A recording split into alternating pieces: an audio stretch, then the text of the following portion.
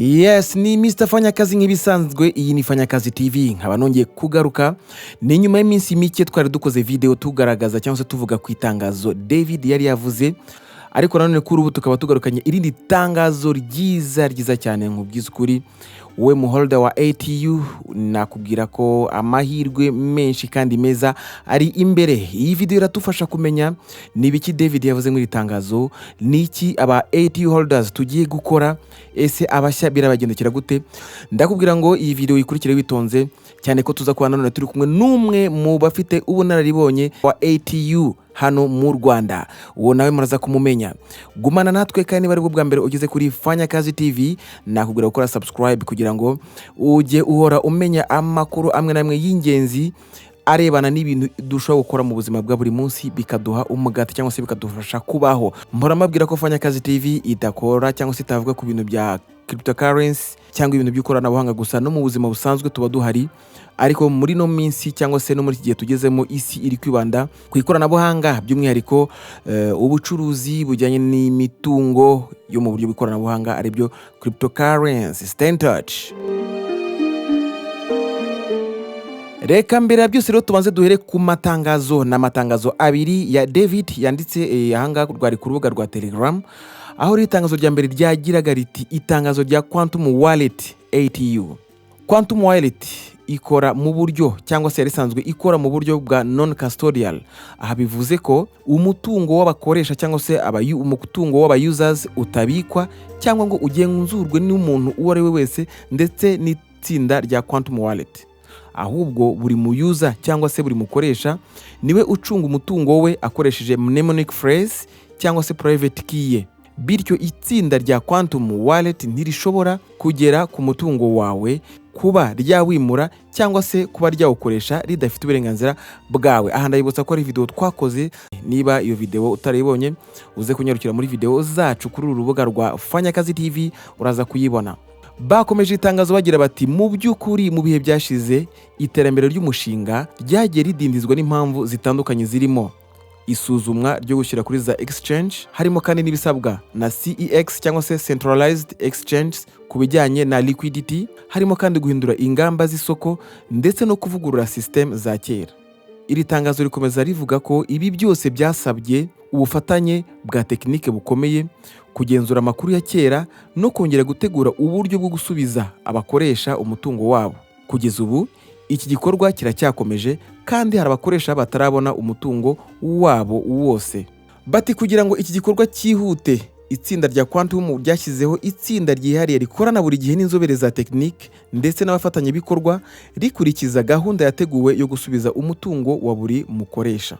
Hashingiwe kandi ku rugero, itangazo ryakomeje rivuga ko hashingiwe ku rugero ibikorwa bigezweho cyangwa se bigenda bigerwaho ubu, Quantum Wallet iteganya kongera gusubiza buri user wese asset ze mu kwezi kwa 12 cyangwa se December. Muribuka kandi ko bamwe kurugeza ubu mutari mukibona asset nimwe muri wallet yanyu, ariko iyo gahunda yo kuzisubizamo izakorwa kandi izageza mu kwa 12 abantu bose batangiye kubona asset zabo. Bakomeje bavuga ko abakoresha bujuje ibisabwa cyangwa se aba users bujuje ibisabwa bazafashwa kurangiza icyo gikorwa. Amatariki nyayo ndetse n'uburyo bizakorwamo n'andi makuru azagenda atangazwa binyuze ku miyoboro yabo yemewe ya Quantum Wallet. Bakomeje basaba abakoresha gukomeza kwihangana no gukurikira ayo matangazo. Quantum yashimiye cyane abakoresha kubwo kwihangana, inkunga no gukomeza kuyizera. Yavuze ko izakomeza gukora ibishoboka byose kugira ngo iki gikorwa kirangire neza kandi izagitanga amakuru mashya igihe cyose hari intambwe runaka imaze kugerwaho. Iri tangazo rero muri make twavuga ko risobanura mu by'ukuri ko Quantum ivuga ko iteganya gutangira gusubiza asset z'abakoresha babo mu kwezi kwa 12 2026, ariko ikaba itaratangaza mu by'ukuri tariki nyayo cyangwa uburyo ibi bizakorwamo. Bavuze ko ari gahunda bateganya, ntabwo ari igikorwa cyatangiye. Fanyakazi TV, we are the solution. Itangazo rya kabiri naryo riragira riti itangazo ryo kongera gutangiza Quantum Wallet. Nyuma y'imirimo ikomeye yakozwe n'itsinda rya tekinike mu gusana system, kongera gutegura uburyo ikoramo no kunoza imikorere yayo, Quantum Wallet yamaze kurangiza ibikorwa byo kuvugurura no guteza imbere serivisi zijyanye na Tron Network ndetse na ATU token. Kugeza ubu kwiyandikisha cyangwa se user registration byafunguwe, umuyoboro wo gukuramo APK cyangwa se application ya Quantum Wallet nawo wamaze gufungurwa. Ubu abakoresha cyangwa se abayusers bashobora kwiyandikisha bagatangira gukoresha serivisi zisanzwe ziteguye. Andi makuru ndetse n'ibindi bikorwa bizagenda bifungurwa buhoro buhoro uko test zizagenda zirangira neza. Quantum Wallet yatangaje ko igiye kongera gutangira gukora ku mugaragaro relaunch izanye ndetse na serivisi zinoze kandi zihamye kurushaho. Ikaba iyashimiye abakoresha bose bakomeje kwihangana, bakayizera ndetse bakayishyigikira.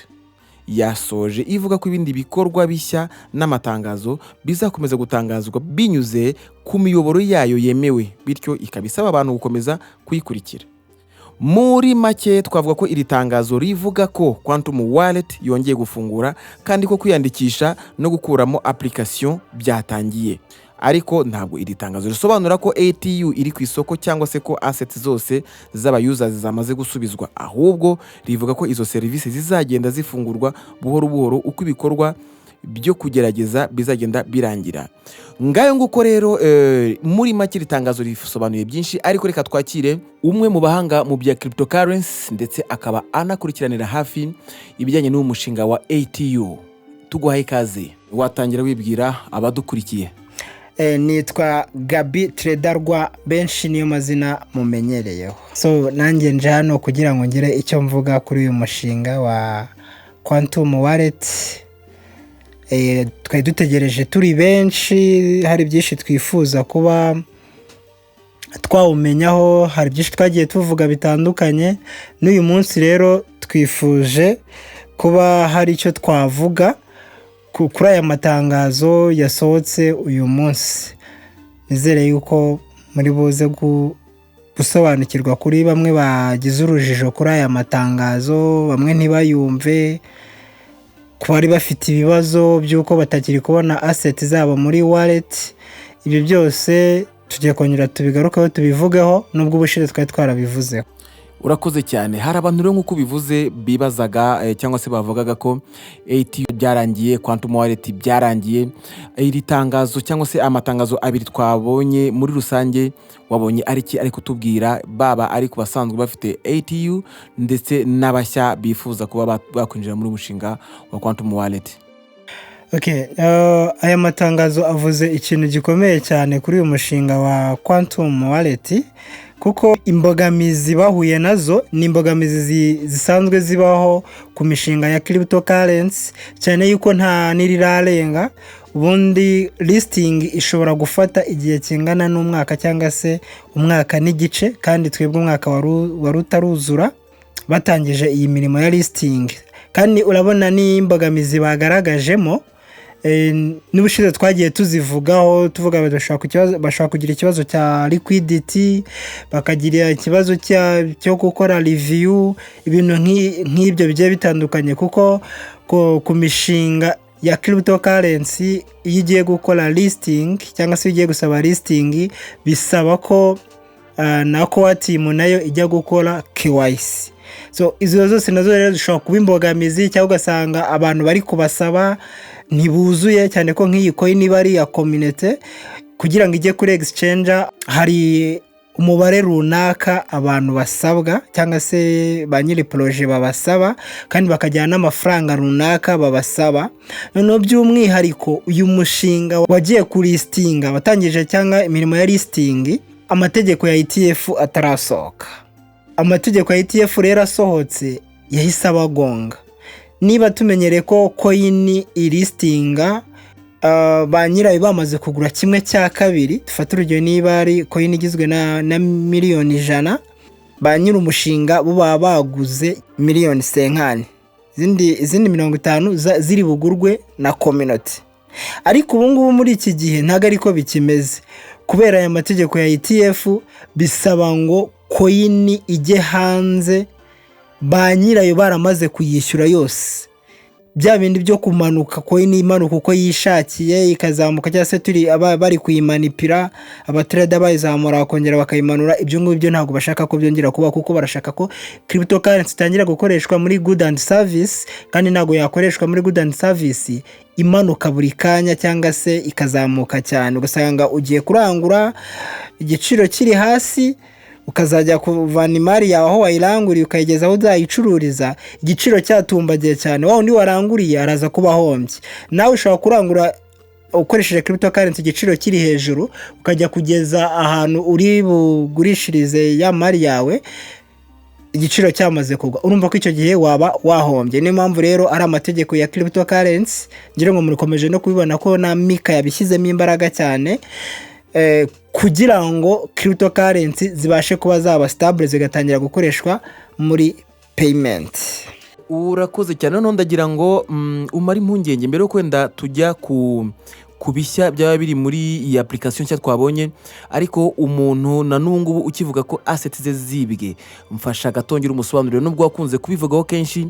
Iyo bavuze non custodial wallet biba bishatse kuvuga iki? Ese biratanga iki kizere ku muntu wese wari ufite assets ze muri Quantum Wallet? Okay, ni benshi cyane bagize ikibazo cyo kubona bari gufata ama wallet yabo bakayajyana kuri blockchain explorer bakareba bagasanga assets zabo ntizikirimo, bakibaza ahantu zaba zaragiye, bagatangira kwibaza ese ko twabwiwe ko uyu mushinga ari non custodial wallet tukaba tubona byabaye custodial wallet, ikibazo ni ikihe? Ugasanga benshi batangiye gushidikanya.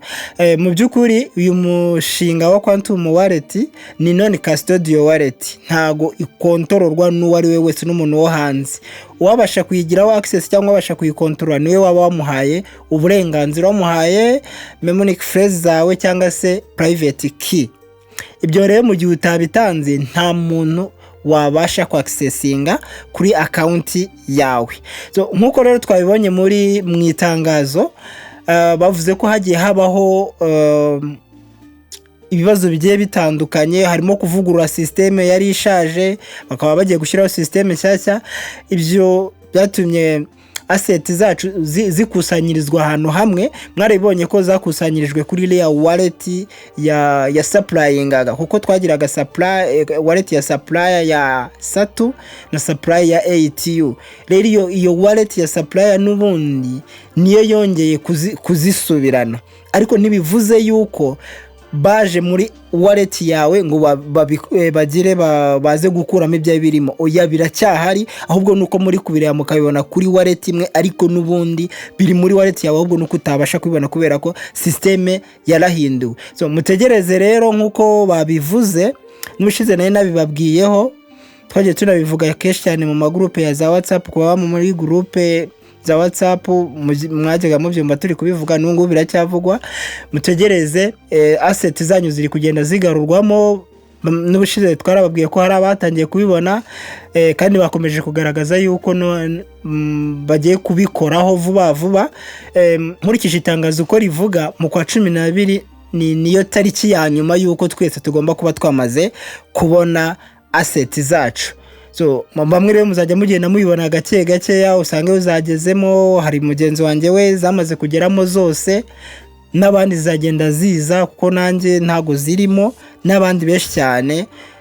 Ndumva twakomeza kwihangana nkuko babidusabye kugeza ibintu bigiye ku murongo. Asante sana. Hanyuma rero niba watereye akajisho kuri iyi application nshya, ni utuye tuntu duke gusa wabonye twabari dushya cyangwa se bavuguriyemo, hanyuma tuze gusoza rwose gukomeza abantu bose bafite assets zabo muri Quantum Wallet. Mbere yuko mvuga kuri application nshyashya yasohotse, cyase kuri version nshyashya yasohotse, ndabanza gusubira inyuma gatoya ku matangazo yatambutse. Murabyibuka mu minsi yashize, ubwo ni mu mwaka watambutse, batubwiraga yuko hagiye kuzabaho launch ya network ya Tron, kuko ATU iri hanze cyangwa yari yagiye hanze, yari yaragiye kuri network ya BNB, niho yari yubakiye kuri BNB. Ariko ubu kano kanya igiye gusohoka cyangwa se application nshyashya yasohotse, iyo iri kuri Tron. so bivuze ngo muri supply ya biliyoni 5 dufite biliyoni 2.5 zigomba kuba zubakiye kuri network ya BNB, tukagira biliyoni 2.5 zubakiye kuri network ya Tron. So izo kuri BNB rero zo zamaze kurangira, bivuze ngo izigiye gusohoka ubu ngubu nizo kuri Tron. Muribuka ko na smart contract yayo twamaze kuyibona nubwo batari bakayilauncinga, ariko muri kona ko abantu bari gucreatinga wallet, muri kona ko biri kuza byubakiye kuri Tron. Bivuze ngo Tron yo n'igiciro cyayo kiri gusohokera kuri 0.3 kuri ATU. Ubwo rero bivuze ngo ku ruhande rwa BNB, ubwo kuba afite ATU mu zubakiye kuri BNB, bo murategereza icyo kibazo kibanze gikemuke. Tugiye kuba muri no minsi dukoresha Tron kuko nizo coin zihari, nizo dufite biliyoni 2.5. urumva bakeneye abantu bashyashya binjira mu mushinga, kandi mwibuke ko bari bababwiye ko n'ubundi no coin zaba yubakiye zafite smart contract ebyiri, imwe iri kuri BNB indi iri kuri Tron. Mu minsi iri imbere nyuma yuko Tron igiye hanze hakazaba habaho bridge. Ibyo ni ibintu nabyo mugomba kwitegura yuko umushinga ugikomeje kubakwa, kuko ni byinshi bihari byo gukorwa, nubwo rimwe na rimwe nyine tugira ibibazo tukavuga imishinga yaratinze, baradutwitse biki n'ibiki. Yego turabana ibyo tugomba kubitekereza, ariko ni byiza ko ujya mu kintu wabanje kugisobanukirwa. Cryptocurrency bigenda bite se, umushinga uramutse udindiye bishobora kuba byaturutse ku kini zimbogamizi. Ibyo ni ibintu byose mugomba kugenda mugasobanukirwa, kuko ni byiza ko mubimenya, ni ibintu by'ingenzi cyane. Fanyakazi TV, we are the solution. Turagushimiye cyane bwana Gabi Trader. Ndabizi ko hari benshi bamaze kubona iyi video bahise bagira ibibazo byinshi. Comment section irafunguye, mutubaze hanyuma tuzagaruka none tuje kubabwira neza ibijyanye n'iyi app nshya ivuguruye uko ibyayo byifashe. Gumana natwe rero, iyi ni Fanyakazi TV, turi kumwe, ni aho butaha. Fanyakazi TV, we are the solution.